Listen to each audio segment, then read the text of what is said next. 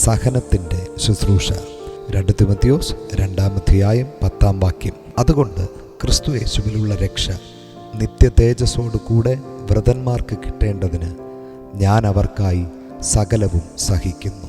വളരെയധികം കഷ്ടതകൾ, തടവ് ജീവിതം, ഇതിൻ്റെ എല്ലാം നടുവിലായിരിക്കുന്ന അപ്പോസ്തലനായ പൗലോസ് ഞാൻ എല്ലാം സഹിക്കുന്നു എന്ന് പറയുന്നു.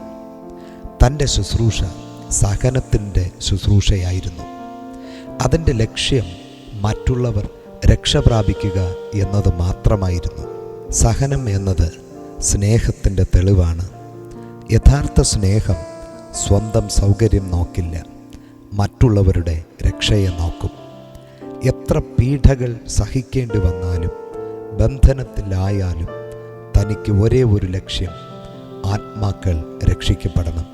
കൂടാതെ രക്ഷ മാത്രമല്ല, അവർ മഹത്വവും പ്രാപിക്കണം എന്ന് താൻ ആഗ്രഹിച്ചു.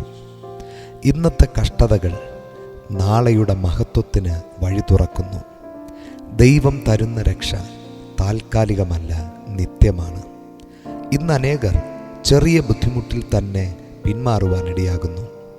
സൗകര്യം നഷ്ടപ്പെടുമ്പോൾ ശുശ്രൂഷ നിർത്തിവെക്കുന്നു. സഹനത്തിൻ്റെ ശുശ്രൂഷ എന്നത് ക്രിസ്തു കാണിച്ച മാതൃകയാണ്. നമ്മുടെ രക്ഷയ്ക്കായി യേശു ക്രൂശു സഹിച്ചു. പ്രിയമുള്ളവരെ, ക്രിസ്തീയ ജീവിതം സുഖത്തിൻ്റെ വഴി മാത്രമല്ല, സഹനത്തിൻ്റെ വഴി കൂടെയാണ്.